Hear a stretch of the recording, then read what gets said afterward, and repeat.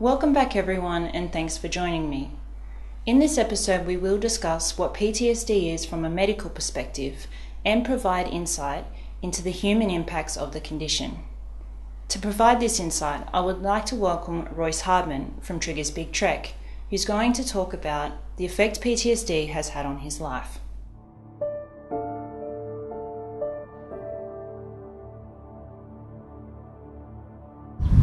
I was an Australian infantry soldier and deployed to Afghanistan in 2009. I was 20 years at the time and had my 21st over there. I thought it was the best job in the world and it was great. Upon returning to Australia, I had some tough times, thought I was going through adjustment disorder, and then I was diagnosed with post-traumatic stress disorder and discharged from the army. It put me in a bad place. I was bitter that I lost my job, and it put me on a downward spiral of self-destruction. I became an alcoholic, and for years couldn't really find any purpose or do anything right, and lost everything along the way. Lost relationships and ended up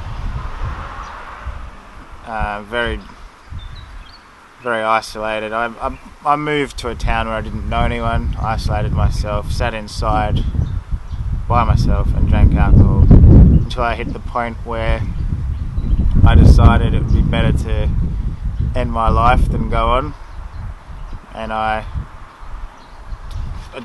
attempted that, and Trigger came in to the room and gave me a look in the eye, which sort of stopped me and made me think, and from that moment on I decided to use my experience and do something and try and help others in the same situation.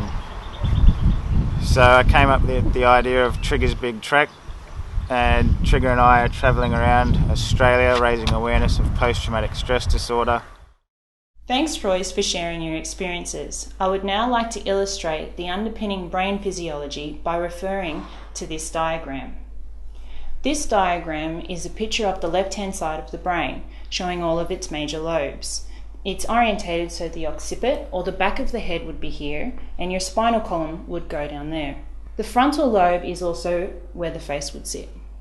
PTSD is essentially a processing issue that occurs in the brain. When we are exposed to traumatic events, the emotional part of the brain becomes overwhelmed. The brain compensates by desynchronizing the communication between the emotional and executive centers of the brain. An example of this would be following a motor vehicle accident, and the person is said to be in a state of shock. This is also known as acute stress response.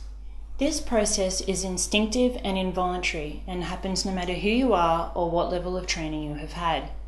It is the brain's normal response to extreme circumstances.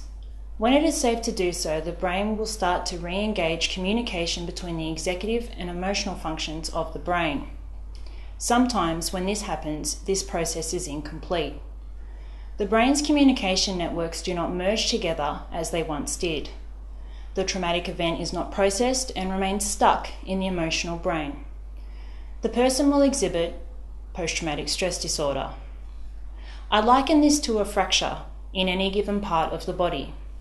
A fracture is a break in the continuity of bone. PTSD is a break in the continuity of brain centers. In the same way that some fractures heal and make a full recovery, some do not and are never the same again. PTSD of this nature is not controllable and it is not voluntary.